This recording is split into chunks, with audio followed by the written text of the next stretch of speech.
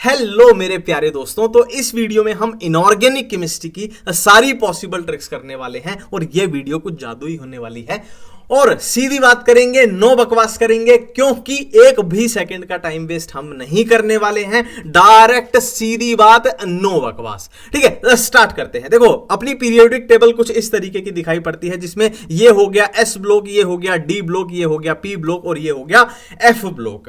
अब देखो यहां पर कुछ ऐसे हमारे मेटलॉइड्स आते हैं। मेटलॉइड्स मतलब मेटल और नॉन मेटल के बीच का ये बॉर्डर है। अब जाहिर सी बात है, ये बॉर्डर है तो इसके उधर अपने लगभग नॉन मेटल चलेंगे और इधर क्या हो जाएंगे, अपने ये सारे मेटल्स हो जाएंगे। अब इनका नामकरण कर लिया जाए तो रिप्रेजेंटेटिव एलिमेंट किसको बोला जाता है? एस ब्लॉक और पी ब्लॉक के एलिमेंट को रिप्रेजेंटेटिव एलिमेंट्स बोला जाता है और डी ब्लॉक के एलिमेंट को क्या? ट्रांजिशन एलिमेंट बोला जाता है और एफ ब्लॉक को क्या? इनर ट्रांजिशन बोला जाता है, क्योंकि वो है ना डी में से ही एक तरीके से निकल के अब बने हैं। अब हम नेक्स्ट बात करने जा रहे हैं कि टिपिकल एलिमेंट क्या होते हैं। देखो, T for typical, T for third, मतलब थर्ड पीरियड के एलिमेंट कौन से होते हैं? अपने टिपिकल एलिमेंट होते हैं। इसके बाद हम बात करने वाले हैं ब्रिज एलिमेंट कौन से होते हैं। देखो, ब्रिज क्या है? दो जगह को आपस में जोड़ने वाला क्या होता है? ब्रिज। तो दो से याद आएगा अपने को सेकंड पीरियड के एलिमेंट क्या होते हैं? ब्रिज एलिमेंट होते हैं। मेटालॉइड्स क्या होते हैं? ये भाई अपने मेटालॉइड्स होते हैं। लूथर मेयर कर्व क्या होती है? किसके बीच में होती है? ये क्वेश्चन पूछा जा सकता है। तो between atomic weight and atomic volume के बीच की कर्व होती है लूथर मेयर कर्व।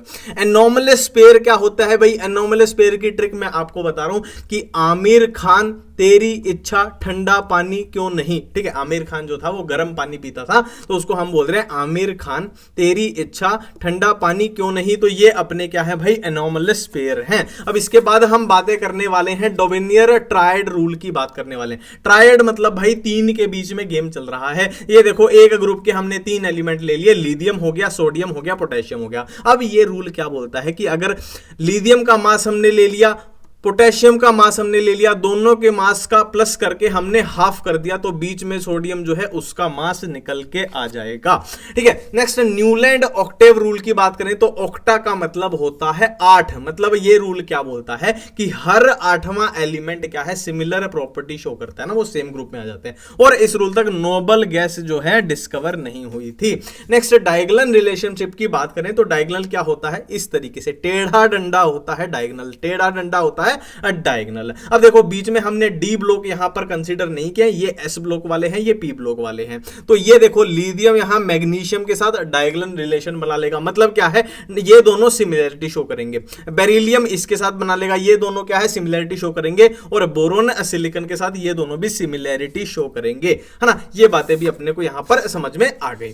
ठीक है, अब थोड़ी सी बात कर लेते हैं। कुछ इंपॉर्टेंट कंपाउंड है जिनके फॉर्मूला पूछ लिए जाते हैं, जैसे कि बोरेक्स है Na2B4O7 10H2O, डायबोरेन है B2H6, ऑर्थोबोरिक एसिड है H3BO3, वाटर गैस किसको बोलते हैं? CO+H2, producer gas CO+N2, dry ice क्या होती है? सॉलिड CO2 होती है।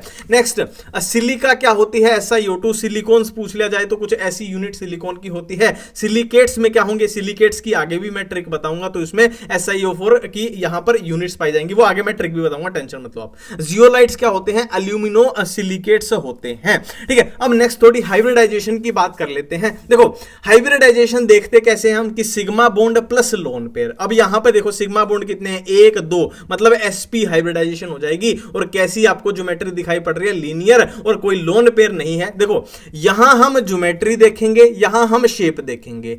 जब कोई लोन पेयर प्रेजेंट ना हो तो ज्योमेट्री और शेप दोनों ही सेम होती हैं। ठीक है, इतनी बातें याद रखना, बाकी आगे आपको समझ में आ जाएगी। तो ये तो हो गई भाई sp हाइब्रिडाइजेशन होगी। अब sp के बाद हम देखने वाले हैं sp2 हाइब्रिडाइजेशन। देखो, मैंने क्या बोला? हाइब्रिडाइजेशन कैसे देखते हैं? Lone pair plus sigma bond. अब इसमें देखना हो 1 2 3, 3 सिग्मा बॉन्ड है मतलब sp2। ये देखना हो तो 1 2, ये तो सिग्मा बॉन्ड हो गए, एक लोन पेयर हो गया मतलब 3, इसमें भी sp2 हाइब्रिडाइजेशन होगी। ठीक है, अब देखो, ज्योमेट्री सेम रहती है, हाइब्रिडाइजेशन अगर सेम है तो शेप चेंज होती है किसके अकॉर्डिंग, लोन पेयर के अकॉर्डिंग। देखिए इसमें ज्योमेट्री की बात करें तो ट्राइगोनल प्लेनर होगी, इसमें भी ट्राइगोनल प्लेनर होगी। और शेप की बात करें तो इसमें लोन पेयर, मैंने क्या बोला, जिसमें लोन पेयर ना हो उसमें ज्योमेट्री और शेप दोनों ही सेम होती है, ट्राइगोनल प्लेनर हो जाएगी। इसमें शेप की बात करें तो लोन पेयर आ गया, तो ये देखो वी शेप, वी इसको उल्टा कर दो तो वी जैसा दिखेगा, और ये बेंट भी लग रहा है ना, ऐसे बेंट ऐसे, तो ये बेंट या वी शेप हो जाएगी। ठीक है, अब sp2 के बाद हम बात करने वाले हैं किसकी, sp3 हाइब्रिडाइजेशन की। तो sp3 हाइब्रिडाइजेशन में क्या रहेगा कि सिग्मा बॉन्ड और लोन पेयर का जोड़ कितना आना चाहिए, 4 आना चाहिए। तो 1 2 3 4, 1 2 3 4, 1 2 3 4, मतलब इन सब में sp3 हाइब्रिडाइजेशन है। अब ज्योमेट्री की बात करें तो भाई ज्योमेट्री तो सब में सेम रहेगी, जिनकी भी हाइब्रिडाइजेशन sp3 है, tetrahedral tetrahedral tetrahedral, but shape जो है वो लोन पेयर के अकॉर्डिंग चेंज होती है। तो अगर लोन पेयर अब्सेंट हो तो ज्योमेट्री और शेप बराबर होती है, टेट्राहेड्रल हो जाएगी। और लोन पेयर प्रेजेंट है इसमें, और शेप कैसी हो जाएगी, जैसा वो दिख रहा है वैसा बता दो आप, है ना। देखो ये कैसा दिख रहा है, एक पिरामिड सा बन रहा है, तो ट्राइगोनल पिरामिडल हो जाएगी। ठीक है, और यहां बात करें तो ये कैसा, फिर से वही है ना, उल्टा करोगे तो वी जैसा दिखाई देगा, और ये ऐसा मुड़ा हुआ है तो इसको बेंट भी हम बोल सकते हैं। तो sp3 के बाद हम बात करने वाले हैं sp3d की। ठीक है, अब यहां पर देखो, यहां पे sp3d में 1 3 ये हो गए, 3 और 1 4, और एक डी वाला हो गया 5, मतलब सिग्मा बॉन्ड और लोन पेयर का जो जोड़ है वो 5 आना चाहिए। 1 2 3 4 5, 1 2 3 4 5, 1 2 3 4 5। तो इन सब में ही जो हाइब्रिडाइजेशन होगी sp3d होगी, है ना। अब इसमें ज्योमेट्री कैसी होगी, ट्राइगोनल बाय पिरामिडल। तो ज्योमेट्री तो भाई सबकी ही सेम होगी, हाइब्रिडाइजेशन में तो शेप में जो है वो डिफरेंस आएगा। तो अगर लोन पेयर अब्सेंट हो तो ज्योमेट्री और शेप बराबर हो जाएंगे, और लोन पेयर अगर है तो जैसा वो दिख रहा है वैसा उसको बता दो। तो ये देख लो झूले जैसा दिख रहा है, जो सीसो झूला होता है ना, इसमें बंदा एक इधर बैठता है, एक इधर बैठता है, एक बार ऐसे गया एक बार ऐसे गया, है ना। तो कुछ वैसा ये दिखाई पड़ रहा है, सीसो जैसा। और इधर बात करें तो देखो ये टी बन रहा है सीधा सीधा, ये सीधा सीधा टी बन रहा है ना। शेप में अपने को लोन पेयर नहीं देखना होता, सिर्फ बॉन्ड पेयर से जो बन रही है वही बताना होता है। ठीक है, अब हम बात करते हैं नेक्स्ट हाइब्रिडाइजेशन की, जिसमें हम sp3d2 की बात करेंगे। इसमें क्या है, देखो एक s3, ये 3 और 1 4 और 2 6 हो गए, मतलब भाई सिग्मा बॉन्ड और लोन पेयर का जो जोड़ है वो 6 आना चाहिए। 1 2 3 4 5 6। और इसमें ज्योमेट्री कैसी हो जाएगी, ऑक्टाहेड्रल, और अगर लोन पेयर अब्सेंट हो तो शेप भी कैसी हो जाएगी, ऑक्टाहेड्रल हो जाएगी। अब बात करते हैं अगर लोन पेयर प्रेजेंट हो तो क्या करेंगे। देखो भाई ज्योमेट्री तो सेम ही रहेगी, और प्रेजेंट है तो कैसे करेंगे, स्क्वायर पिरामिडल। स्क्वायर पिरामिडल, देखो ये जो है ये स्क्वायर बन रहा है, ये जो है ये स्क्वायर बन रहा है, और ये एक जो आएगा ये मान लीजिए प्लेन से ऊपर है, प्लेन से ऊपर है, तो इसके साथ ये एक तरीके से पिरामिड बना देंगे। और पिरामिड कौन बना रहा है, स्क्वायर बना रहे हैं ना, 4 बना रहे हैं। 3 बना रहे होते तो वो ट्राइगोनल पिरामिड हो जाता, 4 बना रहे हैं तो वो स्क्वायर पिरामिडल हो गया। ठीक है, अब नेक्स्ट बात करते हैं, नेक्स्ट 2 लोन पेयर आ जाए तो क्या बनेंगे, स्क्वायर प्लेनर। देखो सिंपल सी बात है भाई, इनकी सिर्फ बॉन्ड पेयर से अपने को बनानी है, तो ये क्या बन गया, स्क्वायर प्लेनर बन गया, कि सेम प्लेन में है सारे, और क्या बन रहा है, स्क्वायर बन रहा है ना। और यहां पर ये 2 बॉन्ड कैसे थे, एक ऊपर था एक नीचे की साइड था, है ना। और ये क्या था भाई, ये सेम प्लेन था, और एक बॉन्ड ऊपर की साइड एक बॉन्ड नीचे की साइड। ठीक है, अब नेक्स्ट हम बात करें, इसी हाइब्रिडाइजेशन में बात कर रहे हैं, इसी हाइब्रिडाइजेशन में सिंपली हम क्या कर रहे हैं, लोन पेयर को बढ़ाते जा रहे हैं। तो नेक्स्ट क्या बन गया, टी शेप बन जाएगा। अब देखो ये तो भाई एक प्लेन में है, सिंगल प्लेन में है, और ये क्या है, प्लेन से बाहर मान लीजिए, चाहे उल्टा मान लो कि ये भाई इस पेज वाले प्लेन में है और ये ऊपर नीचे है ना। तो ये क्या बन जाएगा, अपना टी शेप बन जाएगा। ठीक है, नेक्स्ट हम बात करते हैं इसी हाइब्रिडाइजेशन में। देखो अगर 4 लोन पेयर हो जाए तो क्या होगा, तो भाई यही बच जाएगा सिंपल, ये क्या बन गया, अपना लीनियर बन गया, है ना। अपने को सिर्फ बॉन्ड पेयर देखने हैं शेप बताते हुए, ये लीनियर बन जाएगा। अब नेक्स्ट हम बात करने वाले हैं सारे एलोट्रोप्स की। तो सबसे पहले हम कार्बन के एलोट्रोप्स देखने वाले हैं, जिसमें क्रिस्टलाइन हो सकते हैं, अमोर्फस हो सकते हैं। क्रिस्टलाइन में कौन से होंगे, डायमंड, ग्रेफाइट, फुलरीन। अमोर्फस में होंगे चारकोल, कोल, लैम्प ब्लैक। और जो क्वेश्चन पूछे जाने के चांसेस है वो यहीं से हैं, डायमंड, ग्रेफाइट, फुलरीन से। ठीक है, अब देखो डायमंड ग्रेफाइट का डिफरेंस देख लेते हैं। डायमंड में कार्बन की हाइब्रिडाइजेशन sp3 होती है, इसमें sp2 होती है, सबसे बड़ा डिफरेंस है। इलेक्ट्रॉन डी लोकलाइजेशन इसमें अब्सेंट होती है, इसमें प्रेजेंट होती है। अब इसमें इसमें इलेक्ट्रॉन की डीलोकलाइजेशन हो रही है, इसीलिए इलेक्ट्रिसिटी को ये कंडक्ट कर सकता है। इसमें नहीं हो रही है तो ये इंसुलेटर हो जाएगा। थर्मोडायनेमिकली पूछ लिया जाए आपसे, आपको लगेगा ऐसा, है ना, लगेगा ऐसा कि डायमंड ज्यादा होता है स्टेबल, बट असल में क्या है, थर्मोडायनेमिकली ग्रेफाइट ज्यादा स्टेबल होता है। अब डायमंड ग्रेफाइट के बाद एक फुलरीन का बड़ा सुपर हिट क्वेश्चन आता है कि फुलरीन में कार्बन की हाइब्रिडाइजेशन पूछ ली जाए sp2, और सुपर हिट क्वेश्चन कि प्योरेस्ट फॉर्म ऑफ कार्बन क्या है भाई, फुलरीन है। क्यों? क्योंकि इसमें डैंगलिंग बॉन्ड याद रखना एक तरीके से इंप्योरिटी है, अशुद्धि है, तो इसमें अशुद्धि जो है, इंप्योरिटी जो है वो एब्सेंट होती है, इसलिए ये प्योरेस्ट फॉर्म ऑफ कार्बन है। यह किससे मिलके बनता है, C60 और C70 से मिलके बनता है। और जो ये C60 है इसमें, इसको क्या बोला जाता है, बकमिंस्टर बोला जाता है ना, बकमिंस्टर फुलरीन आपने सुना होगा। और इस C60 में क्या होते हैं, हेक्सागन 20 होते हैं और पेंटागन कितने, 12 होते हैं। अब कार्बन के एलोट्रोप्स के बाद हम बात करने वाले हैं फास्फोरस के एलोट्रोप्स की, जिसमें क्या आएगा, व्हाइट फास्फोरस, रेड फास्फोरस और ब्लैक फास्फोरस। अब ब्लैक फास्फोरस दो टाइप का होगा, अल्फा ब्लैक होगा एंड बीटा ब्लैक होगा। अब क्वेश्चन कहां से पूछे जाते हैं, देखो इनकी सॉल्युबिलिटी पे क्वेश्चन पूछा जाता है कि कौन वाटर और CS2 में सॉल्युबल होता है, कौन नहीं होता है। तो याद रखना सारी जगह पे इनसॉल्युबल आ रहा है, बस व्हाइट फास्फोरस जो है वो CS2 में सॉल्युबल है, हर जगह पे बाकी क्या है, इनसॉल्युबल इनसॉल्युबल इनसॉल्युबल।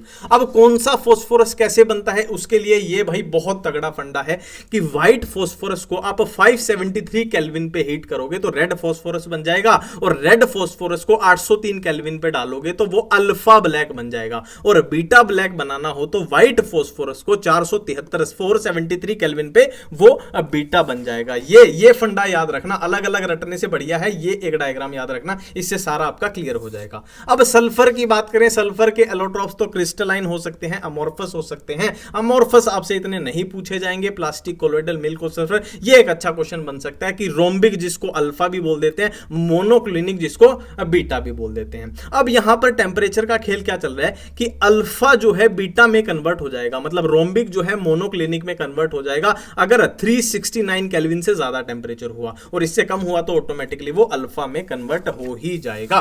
ठीक है, नेक्स्ट हम सिलिकेट्स की बात कर रहे हैं। तो सिलिकेट्स में आपको बड़ी ही प्यारी ट्रिक मैं आपको बताने वाला हूं। फ्लो कुछ ऐसे चलेगा, हम इस डायरेक्शन में चलेंगे और फिर ऐसे और फिर इस डायरेक्शन में चलेंगे। ठीक है, अब देखो ये एक यूनिट पे ही खेलते हैं। देखो ये SiO4 है ना, ऑक्सीजन 4 है और चार्ज कितना है, -4। अब आपको करना क्या है, चार्ज को एक एक घटाते चलिए। -4 था तो ये -3 हो गया, फिर -2 हो गया, फिर -1 हो गया और यहां न्यूट्रल हो गया। और जो ऑक्सीजन का नंबर है उसको 0.5 कम करते हुए चलिए, कि 4 था 3.5 हो गया, फिर 3 हो गया, फिर 2.5 हो गया, फिर 2 हो गया, है ना, कि चार्ज को -1 करते चलिए और ऑक्सीजन को 0.5 कम करते हुए चलिए। अब इसका फ्लो कैसे याद रखें, देखो यहां पर आ रहा है O मतलब ओए याद रखना, ओए PC यानी प्रियंका चोपड़ा। अब प्रियंका चोपड़ा हमें पता है भाई हॉलीवुड चली गई है आजकल, अब हॉलीवुड में जाके भी वो 2D फिल्म कर रही है, 2D मूवीज कर रही है। पर हॉलीवुड में भाई हम एक्सपेक्ट करते हैं कि उससे 3D मूवी कर, भाई 2D तो यहीं कर रही थी तो 3D मूवीज बना।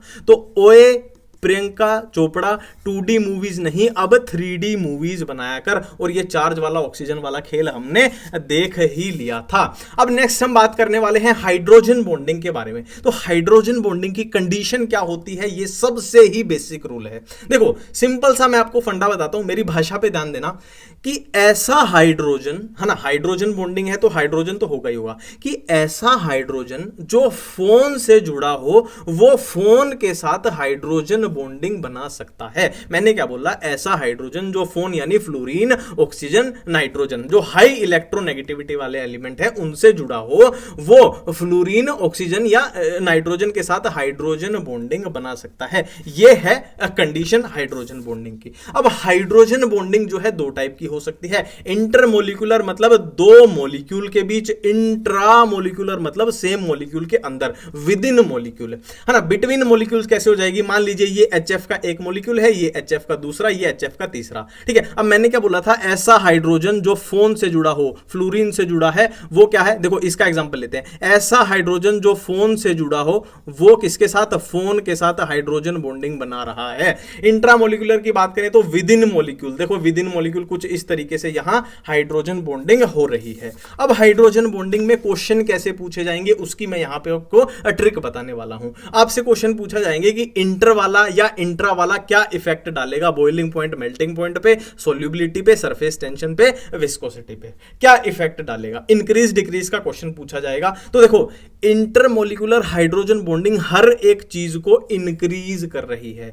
हर एक चीज को क्या कर रही है, इंक्रीज कर रही है। और इंट्रा की बात करें तो बॉइलिंग, मेल्टिंग पॉइंट, सोल्यूबिलिटी को डिक्रीज कर रही है, सरफेस टेंशन, विस्कोसिटी को क्या कर रही है, इंक्रीज कर रही है, बढ़ा रही है। ठीक है, नेक्स्ट इनर्ट पेयर इफेक्ट की बात करें तो ये पी ब्लॉक के एलिमेंट्स के द्वारा शो किया जाता है। इनर्ट पेयर इफेक्ट की क्या अपनी ट्रिक होती है कि जो लोअर एलिमेंट हो गए है ना, ये एक ग्रुप है, ये एक ग्रुप है, जो लोअर एलिमेंट होंगे जैसे कि ये है, जैसे कि ये है, लोअर वाले लोअर ऑक्सीडेशन स्टेट में स्टेबल रहेंगे, ऊपर वाले ऊपर वाली ऑक्सीडेशन स्टेट में स्टेबल रहेंगे। नीचे वालों को नीचे रखो, ऊपर वालों को ऊपर रखो, बात खत्म है ना। इसका मतलब क्या है ना, वही बात यहां पर एक बार लिखी गई है कि भाई लोअर वाले ट्रिक क्या है, हाइयर एलिमेंट, ऊपर वाले एलिमेंट होंगे वो हाइयर ऑक्सीडेशन स्टेट में स्टेबल रहेंगे, नीचे वाले होंगे वो लोअर वाले में स्टेबल रहेंगे। अब इसका रिजल्ट क्या निकला, रिजल्ट क्या निकला, हम बोलते हैं कि PbCl2 मोर स्टेबल है PbCl4 के। अब देखो PbCl2 में ये कौन सी ऑक्सीडेशन स्टेट में है, +2 में,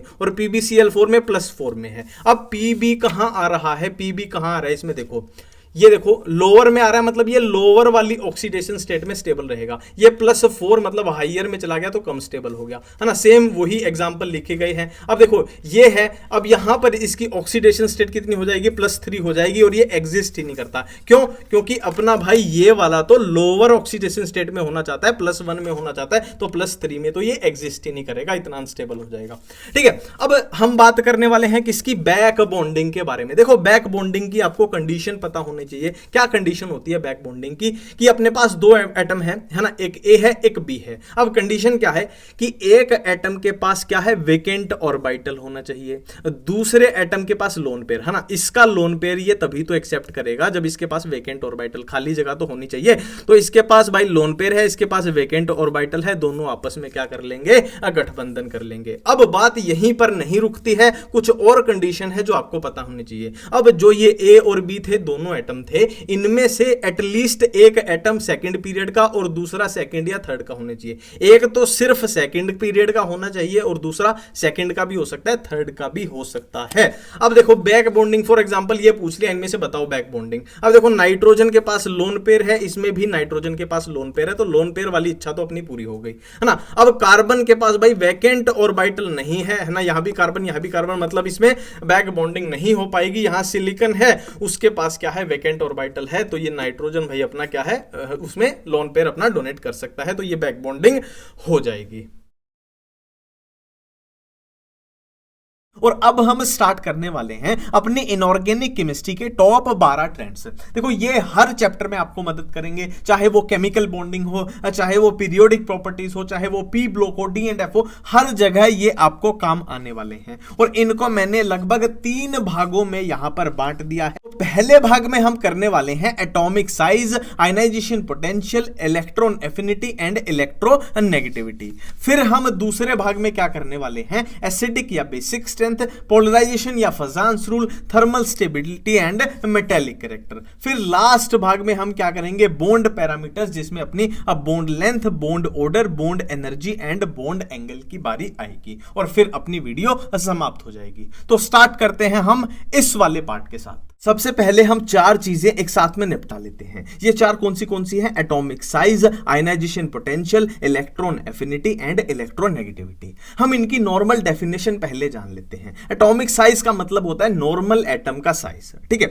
आयनाइजेशन पोटेंशियल का मतलब होता है इलेक्ट्रॉन को निकालने में जितनी एनर्जी लगेगी। इलेक्ट्रॉन एफिनिटी का मतलब होता है अगर हम इलेक्ट्रॉन प्रोवाइड करेंगे, देंगे, तो जितनी एनर्जी रिलीज होगी वो इलेक्ट्रॉन एफिनिटी। एफिनिटी का मतलब होता है प्यार। इलेक्ट्रोनेगेटिविटी क्या होती है, इलेक्ट्रॉन को अपनी तरफ खींचने की शक्ति को इलेक्ट्रोनेगेटिविटी बोलते हैं, ठीक है। तो अगर ये पीरियोडिक टेबल है और अगर हम कॉमन ट्रेंड की बात करें तो एटॉमिक साइज के लिए ये कॉमन ट्रेंड चलेगा कि अगर हम पीरियोडिक टेबल में नीचे की तरफ आएंगे तो एटॉमिक साइज का इंक्रीज देखने को मिलेगा, और राइट से लेफ्ट की तरफ जाएंगे तो इंक्रीज देखने को मिलेगा, ठीक है।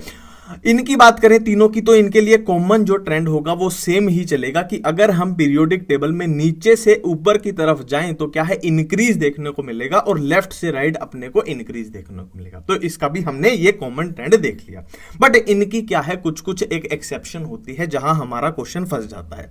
तो बारी बारी से इनकी एक कंफ्यूजन, एक एक्सेप्शन की बात कर लेते हैं। अब एटॉमिक साइज के क्वेश्चन में कहां अपने को दिक्कत हो सकती है उसकी हम बात कर लेते हैं। देखो, कोई अगर आपसे पूछ ले कि जर्कोनियम और हाफनियम का साइज कंपेयर करके बताओ, ये अपनी पीरियोडिक टेबल है, तो आप बोलोगे हमने देखा था नीचे जब आते हैं तो साइज इंक्रीज होता है, तो हाफनियम का साइज बड़ा होगा। ये आप आंसर टिक करके आ जाओगे। बट यहां पर ऐसा नहीं होता है। लेंथेनॉइड कॉन्ट्रैक्शन की वजह से, देखो रीजन क्या है लेंथेनॉइड कॉन्ट्रैक्शन का, ये भी डायरेक्ट ऑप्शन में पूछ लिया जाता है कि poor shielding effect of 4f electron, इसकी वजह से लेंथेनॉइड कॉन्ट्रैक्शन होगा, और इसकी वजह से जर्कोनियम और हाफनियम का साइज जो होता है वो ऑलमोस्ट इक्वल होता है। ऑलमोस्ट इक्वल होता है। ये बहुत ही नीट का सुपरहिट क्वेश्चन है।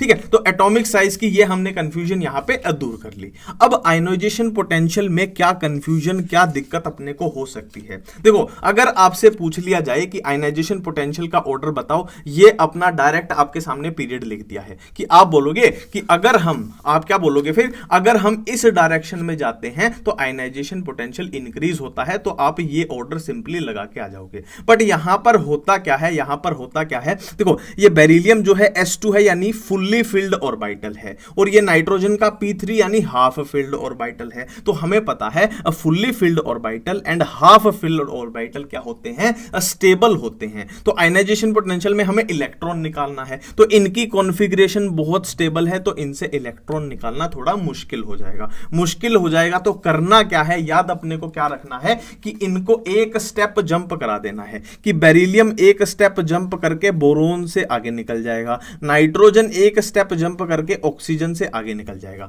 याद रखना सिर्फ एक ही स्टेप जंप कराना है, तो ये अपना ऑर्डर बन के आ जाएगा कि बेरिलियम बोरोन और कार्बन के बीच में आ गया, और नाइट्रोजन क्या है, ऑक्सीजन और फ्लोरीन के बीच में आ जाएगा। तो ये अपना आयनाइजेशन पोटेंशियल का ऑर्डर बन के तैयार हो गया है। ठीक है, नेक्स्ट कहां कंफ्यूजन हो सकती है, इलेक्ट्रॉन एफिनिटी में कहां पर कंफ्यूजन हो सकती है वो भी हम देख लेते हैं। देखो, इलेक्ट्रॉन एफिनिटी में अगर आपको बोल दे इनका ऑर्डर लगाओ, है ना, ये आपको ग्रुप्स दे दिए, इनका ऑर्डर लगाओ, तो आप बोलोगे बहुत सिंपल है कि ऊपर जाने पे इलेक्ट्रॉन एफिनिटी का इंक्रीज हो रहा था और आप ये ऑर्डर लगा। ठीक है, बट यहां पर अपने को चेंज देखने को मिलता है, यहां पर अपने को चेंज देखने को मिला है और साइन उल्टा हो गया। क्यों हो गया है, देखो जाहिर सी बात है, जब हम नीचे की तरफ आ रहे हैं तो साइज इंक्रीज हो रहा है। मान लो इसका साइज इतना था, फिर यहां पर बढ़कर इतना हो गया, फिर यहां बढ़कर इतना हो गया, और यहां बढ़कर इतना हो गया, तो साइज नीचे बहुत बड़ा है ना, और यहां पर साइज बहुत छोटा है, तो जाहिर सी बात है इनके पास इलेक्ट्रॉन तो होंगे ही होंगे। अब साइज इतना छोटा है और इनके पास इलेक्ट्रॉन भी है, तो इलेक्ट्रॉन की डेंसिटी है वो यहां पर बहुत ज्यादा हो गई है due to small size. Due to small size यहां पर इलेक्ट्रॉन की डेंसिटी बहुत ज्यादा हो गई है। और इलेक्ट्रॉन एफिनिटी क्या होती है, अगर हम इसको इलेक्ट्रॉन प्रोवाइड करेंगे तो इलेक्ट्रॉन की डेंसिटी पहले से ही ज्यादा है, तो ये भी नेगेटिव चार्ज, ये भी नेगेटिव चार्ज, इसका क्या होगा, रिपल्शन होगा। तो इसीलिए यहां पर ये ऑर्डर उल्टा है, बाकी सारा ऑर्डर बिल्कुल ही सेम है। तो ये है ना, इलेक्ट्रॉन नेगेटिविटी में एज सच कोई ऐसी एक्सेप्शन नहीं होती है, उसमें नॉर्मल ऑर्डर चलता है ये वाला। ठीक, अब हम बात करने वाले हैं acidic strength and basic strength की। मैं आपको एक बात बोल रहा हूं, इनऑर्गेनिक केमिस्ट्री में एसिडिक या बेसिक स्ट्रेंथ का कोई भी क्वेश्चन आ जाए, आपको इस ट्रिक से सॉल्व करना है। यहां पर अपनी ये वाली मेन ट्रिक रहेगी, और इस ट्रिक की सिर्फ एक एक्सेप्शन ये रहेगी। ठीक है, ये ट्रिक क्या बोलती है, मेन ट्रिक अपनी क्या बोलती है कि acidic strength is directly proportional to electronegativity, तो ऑटोमेटिक है basic strength inversely proportional to electronegativity. ठीक है, ये हर जगह अपनी ट्रिक लगेगी, सिर्फ कहां नहीं लगेगी, पी ब्लॉक के हाइड्राइड्स में ये ट्रिक नहीं लगेगी। पी ब्लॉक के हाइड्राइड्स अगर क्वेश्चन में आ जाए तो acidic strength directly proportional to size, और बेसिक स्ट्रेंथ क्या हो जाएगी, इनवर्सली प्रोपोर्शनल टू साइज हो जाएगी। ठीक है, मान लीजिए आपके सामने ये क्वेश्चन आ जाता है कि एसिडिक स्ट्रेंथ का ऑर्डर बताओ, तो आपको सबसे पहले चेक करना है कि पी ब्लॉक के हाइड्राइड्स तो नहीं पूछ लिए, तो ये क्या है, अपने ऑक्साइड हैं, हाइड्राइड्स नहीं है। तो आपको क्वेश्चन अपनी मेन ट्रिक से सॉल्व करना है, acidic strength is directly proportional to electronegativity. तो जाहिर सी बात है, ग्रुप की बात करें, अगर ग्रुप की बात करें तो इलेक्ट्रोनेगेटिविटी ऊपर जाने पे बढ़ती है, इंक्रीज होती है। मतलब इनमें देखो ऑक्सीजन तो कॉमन है, तो उससे तो आंसर आने नहीं वाला, तो बेरिलियम की इलेक्ट्रोनेगेटिविटी इनमें सबसे ज्यादा होगी, कैल्शियम की इलेक्ट्रोनेगेटिविटी इलेक्ट्रोनेगेटिविटी सबसे कम होगी, तो इलेक्ट्रोनेगेटिविटी सबसे ज्यादा है तो एसिडिक स्ट्रेंथ भी सबसे ज्यादा हो जाएगी, है ना। बहुत सिंपल तरीके से अपना क्वेश्चन सॉल्व हो चुका है। नेक्स्ट ये इस टाइप का क्वेश्चन आपके सामने आ जाए कि एसिडिक स्ट्रेंथ बताओ, तो सबसे पहले चेक करो कि पी ब्लॉक के हाइड्राइड्स तो नहीं पूछ लिए, तो ये आप देख पा रहे हो कि हाइड्राइड, तो ये पी ब्लॉक के हाइड्राइड का क्वेश्चन है, मतलब यहां पे अपनी मेन ट्रिक नहीं रहेगी, अपना यहां पे ये एक्सेप्शन वाला केस है कि acidic strength is directly proportional to size. अब हाइड्रोजन तो सब में कॉमन है तो इसका साइज तो देखना नहीं है, बाकियों का साइज क्या है, आयोडीन का साइज सबसे बड़ा है तो एसिडिक स्ट्रेंथ भी उसकी सबसे ज्यादा हो जाएगी। बहुत सिंपल तरीके से अपना क्वेश्चन हो चुका है। अब इसके बाद हम देखने वाले हैं फजान्स रूल, यानी कि पोलराइजेशन हम देखने वाले हैं। देखो पोलराइजेशन डायरेक्टली प्रोपोर्शनल होती है कोवेलेंट कैरेक्टर के एंड इनवर्सली प्रोपोर्शनल होती है आयनिक कैरेक्टर के।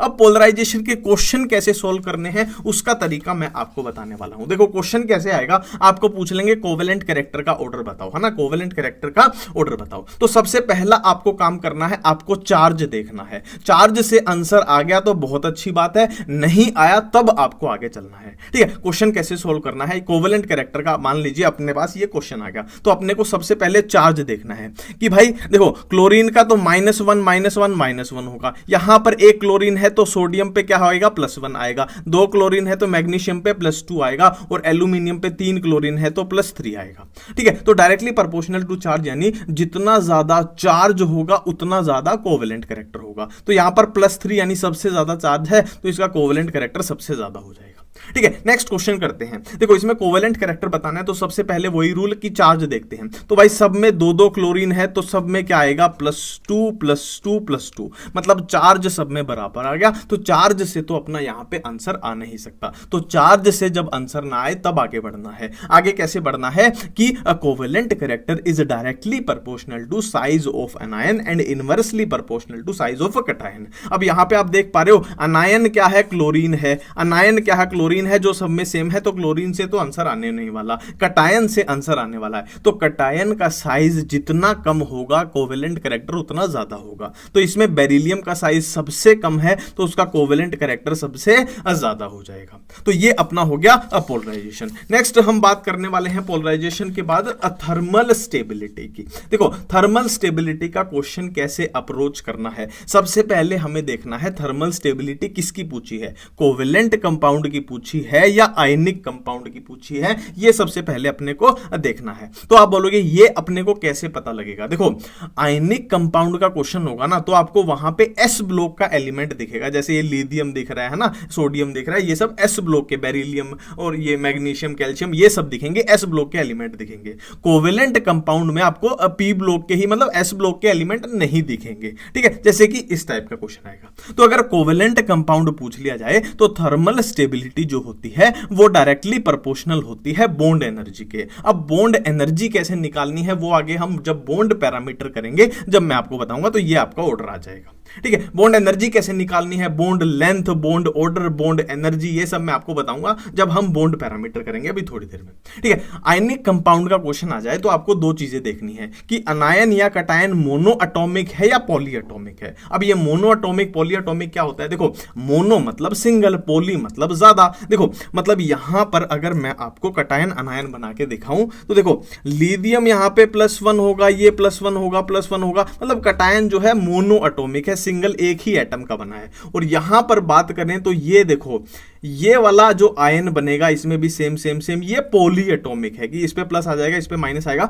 तो ये पॉली एटॉमिक है कि जिसमें नाइट्रोजन भी आ रहा है और 3 ऑक्सीजन भी आ रहे हैं, तो ये पॉली एटॉमिक का केस हो गया, ठीक है। तो अगर मोनो एटॉमिक अनायन या कैटायन हो तो थर्मल स्टेबिलिटी कैसे देखते हैं, डायरेक्टली प्रोपोर्शनल होती है लैटिस एनर्जी के, और लैटिस एनर्जी डायरेक्टली प्रोपोर्शनल होती है चार्ज अपॉन साइज के। अब देखो इसको सोल्व कैसे करेंगे, चार्ज तो सब में बराबर है, +1 है ना, सब में बराबर है, तो साइज से अपना आंसर आने वाला है। तो साइज जितना कम होगा लैटिस एनर्जी उतनी ज्यादा होगी, उतनी ही ज्यादा थर्मल स्टेबिलिटी होगी। तो साइज सबसे कम इसमें किसका है, लिथियम का है, जाहिर सी बात है, रुबिडियम का सबसे बड़ा हो जाएगा। तो जितना कम साइज उतनी ज्यादा थर्मल स्टेबिलिटी यहां पर हो जाएगी। और पॉली एटॉमिक अनायन या कैटायन हो, जैसे कि कार्बोनेट आयन हो गया, ये वाला हो गया NO3-, ये अपने को दिख रहा है इस तरीके का हो गया, सल्फेट आयन हो गया, ये पॉली एटॉमिक हो जाएंगे। तो इसमें क्या है, थर्मल स्टेबिलिटी इनवर्सली प्रोपोर्शनल हो जाएगी पोलराइजेशन के। और पोलराइजेशन तो हमने अच्छे से सीख ही ली है कि कैसे सोल्व करना है, फिर उससे अपना आंसर आ जाएगा। हम मेटेलिक कैरेक्टर देखना चाहते हैं। देखो ये अपनी पीरियोडिक टेबल है और कॉमन सेंस की बात है कि यहां अपने पी ब्लॉक में यहां अपने क्या होते हैं,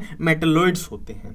ठीक है, अब यहां भी अपने को पता है, देखो ये है अपना एस ब्लॉक एलिमेंट्स हैं और एस ब्लॉक में क्या होते हैं, alkali metal, alkaline earth metal वो होते हैं, मतलब यहां तो भाई मेटल होते हैं। और देखो एक कॉमन सेंस की बात बन गई कि पी ब्लॉक में नॉन मेटल उस साइड की तरफ ज्यादातर पाए जाते हैं, तो ये बीच में अगर बाउंड्री है, ये मेटलॉइड्स की अगर बाउंड्री है तो इस बाउंड्री से उधर वाले क्या हो जाएंगे, नॉन मेटल्स हो जाएंगे और उधर वाले क्या हो जाएंगे, मेनली अपने मेटल्स हो जाएंगे। ये अपने M4 मेटल्स हो जाएंगे, NM यानी नॉन मेटल्स ये अपने हो जाएंगे। ठीक है, अब अगर अपने को एरो यहां पर बनाना हो तो किस तरीके से बनेगा कि इस डायरेक्शन में आएंगे तो मेटेलिक कैरेक्टर इंक्रीज हो रहा है, बढ़ रहा है, कि इधर नॉन मेटल थे इधर बढ़ते गए तो मेटेलिक कैरेक्टर अब बढ़ रहा है। और ऊपर से नीचे की तरफ बात करें तो याद रखना, ऊपर से नीचे की तरफ आते हैं तो मेटेलिक कैरेक्टर इंक्रीज होता है, बढ़ता है। तो मेटेलिक कैरेक्टर का अगर हम पीरियोडिक टेबल पे एरो बनाना चाहें तो कुछ इस तरीके का एरो बन जाएगा, कुछ इस तरीके का इसका एरो बन जाएगा कि ये ऑर्डर पीरियोडिक टेबल में अपना आएगा। ठीक है, उम्मीद करता हूं इस वीडियो से आपको मदद मिली होगी। थैंक यू, धन्यवाद। अब नेक्स्ट हम देखने वाले हैं बॉन्ड पैरामीटर्स। तो बॉन्ड पैरामीटर्स में अपने को 4 चीजें देखनी है, bond length, bond energy, bond order and bond angle. ठीक है, तो हम सबसे पहले देखना चाहते हैं कि बॉन्ड लेंथ को कैसे देखना है। देखो यहां पर 2 चीजें अपने को देखनी है बॉन्ड लेंथ देखते हुए। एक तो देखो बॉन्ड लेंथ इनवर्सली प्रोपोर्शनल होती है डेल्टा EN, डेल्टा EN यानी इलेक्ट्रोनेगेटिविटी के डिफरेंस की बात हो रही है। और क्या है, बॉन्ड लेंथ इनवर्सली प्रोपोर्शनल होती है परसेंटेज एस कैरेक्टर के। अब वो क्वेश्चन देख के आपको पता लग जाएगा कि किस तरीके से क्वेश्चन को सोल्व करना है। ठीक है, जैसे मान लो ये क्वेश्चन आपके सामने आ गया। अब हाइड्रोजन की इलेक्ट्रोनेगेटिविटी के कंपैरिजन में फ्लोरीन की इलेक्ट्रोनेगेटिविटी बहुत ज्यादा हो जाएगी, क्लोरीन की उससे कम, ब्रोमीन की उससे कम, आयोडीन की उससे कम। मतलब डेल्टा EN जो होगा H और F के बीच में सबसे ज्यादा होगा इनमें, तो डेल्टा EN सबसे ज्यादा होगा, तो इनवर्सली प्रोपोर्शनल का रिलेशन है, तो बॉन्ड लेंथ सबसे कम हो जाएगी और ये ऑर्डर बन जाएगा। परसेंटेज एस कैरेक्टर की बात करें तो इसमें हाइब्रिडाइजेशन आप इजीली निकाल सकते हो। इसमें हाइब्रिडाइजेशन आएगी sp, इसमें आएगी sp2, इसमें आएगी sp3। तो sp हाइब्रिडाइजेशन में परसेंटेज एस कैरेक्टर कितना होगा, 50%, इसमें 33.33%, इसमें 25%। तो इसमें एस परसेंटेज एस कैरेक्टर सबसे ज्यादा है, तो इसमें बॉन्ड लेंथ सबसे कम हो जाएगी। ठीक है, ये बात हमने यहां पर देख ली। अब बॉन्ड लेंथ के बाद हम देखना चाहते हैं कि बॉन्ड ऑर्डर को कैसे देखना है। देखो बॉन्ड ऑर्डर का सिंपल सा है, यहां पर काउंटिंग लिख दीजिए 10 11 12 13 14 15 16 17 18। हाँ, अब क्या किए 14 पर यहां पर फोकस कीजिए और 14 के नीचे 3 लिख दीजिए। अब 0.5 यहां पर माइनस करते हुए चलिए, है ना, 2.5 2 1.51 और 0.5 यहां पर माइनस करते हुए चलिए 2.5 2 1.5 1। अब क्वेश्चन कैसे पूछे जाएंगे, मान लीजिए ऑक्सीजन का आपके बॉन्ड ऑर्डर पूछ लिया। अब ऑक्सीजन का O2 का जो इलेक्ट्रॉन सम आएगा वो कितना आएगा, 16 आएगा। अब 16 पे देख लो क्या आ रहा है, यहां पे 2 आ रहा है, तो O2 का बॉन्ड ऑर्डर हो जाएगा 2 हो जाएगा। ठीक है, अब बॉन्ड ऑर्डर के बाद हम क्या देखना चाहते हैं, बॉन्ड एनर्जी देखना चाहते हैं। तो बॉन्ड एनर्जी कैसे होती है कि bond energy is directly proportional to bond order and inversely proportional to bond length. इसमें कुछ भी याद करने वाली बात नहीं है, कॉमन सेंस की बात है। बॉन्ड ऑर्डर मतलब होता है कि कितने ज्यादा बॉन्ड है। अब ज्यादा से ज्यादा बॉन्ड होंगे, ज्यादा से ज्यादा उसमें कनेक्शन होगा, तो बॉन्ड को तोड़ना मुश्किल होगा और उतनी ही ज्यादा एनर्जी लगेगी। बॉन्ड लेंथ अगर ज्यादा होगी तो उसको तोड़ना आसान है, बॉन्ड लेंथ कम होगी तो उसको तोड़ना मुश्किल है। तो बॉन्ड लेंथ ज्यादा होगी, बॉन्ड को तोड़ना आसान है, मतलब बॉन्ड एनर्जी कम होगी। तो ये इसमें रटना नहीं है, कॉमन सेंस आप लगा सकते हो। जैसे HF और HI का आपसे पूछ लिया जाए तो अभी अभी हमने क्या देखा था, बॉन्ड लेंथ देखी थी कि बॉन्ड लेंथ HF और HI में किसकी ज्यादा होगी, HI की बॉन्ड लेंथ ज्यादा होगी, उसको तोड़ना आसान है, इसीलिए उसकी बॉन्ड एनर्जी कम हो जाएगी। इसमें पूछ लिया जाए तो यहां पे 3 बॉन्ड हैं। देखो यहां पर bond order, number of bond में कैसा होता है, इसका बॉन्ड ऑर्डर 3 हो गया, इसका 2 हो गया, इसका 1 हो गया। अब नंबर ऑफ बॉन्ड ज्यादा है तो इसको तोड़ना मुश्किल है, इसीलिए इसकी बॉन्ड एनर्जी क्या है, ज्यादा हो जाएगी। अब हम देखने वाले हैं बॉन्ड एंगल। देखो जितने भी बॉन्ड पैरामीटर्स है, बॉन्ड लेंथ है, बॉन्ड एनर्जी है, बॉन्ड ऑर्डर है, उनके कंपैरिजन में बॉन्ड एंगल का क्वेश्चन क्वेश्चन थोड़ा सा ट्रिकी हो सकता है, पर उसको हम इतने सिंपल तरीके से समझेंगे कि आपका कोई भी क्वेश्चन गलत ना होने पाए। ये सिंपल से स्टेप आपको फॉलो करने हैं और आपका क्वेश्चन गलत नहीं होगा, है ना। और इसमें क्या है, देखो हम सबसे पहले रूल नंबर 1 पे जाएंगे। रूल नंबर 1 से आंसर आ गया तो बहुत बढ़िया बात है, बल्ले बल्ले। अगर ये रूल फ्लॉप हो गया फिर 2 पे जाएंगे। इससे आंसर आ गया तो बहुत अच्छी बात है, नहीं आया तो 3 पे जाएंगे। इससे आंसर आया तो बहुत अच्छी बात है, नहीं आया तो 4 पे जाएंगे, और 4 से तो आंसर आके ही रहेगा। ठीक है, तो मान लेते हैं आपके सामने ये बॉन्ड एंगल के कंपैरिजन का क्वेश्चन आ गया कि BeCl2 एंड BCl3 में बॉन्ड एंगल कंपेयर करके बताओ। तो पहला रूल क्या बोलता है कि चेक हाइब्रिडाइजेशन, आपको हाइब्रिडाइजेशन चेक करनी है। ठीक है, तो BeCl2 की स्ट्रक्चर कुछ ऐसी बनेगी और BCl3 की कुछ ऐसी बनेगी। हाइब्रिडाइजेशन की बात करें तो इसकी हाइब्रिडाइजेशन sp होगी और इसकी sp2 होगी, ये कोई भी निकाल सकता है। ठीक है, अब देखने से ही पता लग रहा है कि sp हाइब्रिडाइजेशन में ये एंगल देखो कितना बन रहा है, 180 डिग्री बन रहा है। और इसमें देखो यहां पर ये एंगल अगर देखें तो कितना बनेगा, ये इससे तो कम बनेगा, है ना। तो बॉन्ड एंगल क्या है, अपने को यहां पर हाइब्रिडाइजेशन के बेस पे आसानी से निकालना आ गया। अगर sp3 हो जाती तो और कम बॉन्ड एंगल हो जाता। ठीक है, इस तरीके से यहां पर हम बॉन्ड एंगल यहां पर चेक कर सकते हैं। अब मान लीजिए दूसरा क्वेश्चन आपके सामने आ जाए, ये BF3 एंड BCl3। तो पहला रूल क्या बोलता है, हाइब्रिडाइजेशन चेक करनी है। तो हाइब्रिडाइजेशन देख लेते हैं, ये स्ट्रक्चर इसकी बनेगी, ये स्ट्रक्चर इसकी बनेगी, दोनों की ही हाइब्रिडाइजेशन कितनी आ गई, sp2 आ गई। मतलब अपना पहला रूल तो फ्लॉप हो गया कि हाइब्रिडाइजेशन तो भाई सेम आ गई। अब क्या करें, अब अपने को क्या है कि हाइब्रिडाइजेशन अगर सेम आ जाए फिर अपने को लोन पेयर देखने हैं। अगर लोन पेयर अब्सेंट हो, ना इसमें प्रेजेंट हो ना इसमें प्रेजेंट हो, तो दोनों का बॉन्ड एंगल बिल्कुल सेम हो जाएगा। यहां पर ध्यान दो, मैंने लोन पेयर इक्वल नहीं लिखा है, लोन पेयर अब्सेंट लिखा है। इक्वल के केस में कहानी अलग होगी, लोन पेयर अब्सेंट लिखा है। तो अगर हाइब्रिडाइजेशन सेम हो, लोन पेयर अब्सेंट हो, तो बॉन्ड एंगल दोनों में क्या है, सेम हो जाएगा। अब नेक्स्ट क्वेश्चन, मान लीजिए बॉन्ड एंगल प्रेजेंट हो ना, बॉन्ड एंगल नहीं सॉरी, लोन पेयर प्रेजेंट हो। ठीक है, मान लीजिए इनमें आपको बॉन्ड एंगल कंपेयर करना है। अब बताइए, इसमें देखो CH4 की स्ट्रक्चर ऐसी बनेगी और NH3 की ऐसी बनेगी। अब यहां पर देखो हाइब्रिडाइजेशन, पहला रूल क्या बोलता है कि हाइब्रिडाइजेशन चेक करेंगे, तो दोनों की हाइब्रिडाइजेशन क्या है, sp3 आ गई, मतलब इससे तो अपना आंसर नहीं आ रहा। दूसरा रूल क्या बोलता है, अगर हाइब्रिडाइजेशन सेम आ जाए तो लोन पेयर चेक करो, और लोन पेयर दोनों में अब्सेंट होने चाहिए। बट यहां पर तो लोन पेयर अब्सेंट है, यहां पर लोन पेयर प्रेजेंट आ गया, तो मतलब दूसरा रूल भी अपना फ्लॉप हो गया। तो तीसरा रूल क्या बोलता है, अगर हाइब्रिडाइजेशन सेम हो और लोन पेयर प्रेजेंट हो तो बॉन्ड एंगल क्या होता है, inversely proportional to lone pair, है ना। नंबर ऑफ लोन पेयर, जितने ज्यादा लोन पेयर होंगे बॉन्ड एंगल उतना कम होगा। तो इसमें लोन पेयर प्रेजेंट है, मतलब इसका बॉन्ड एंगल कम हो जाएगा।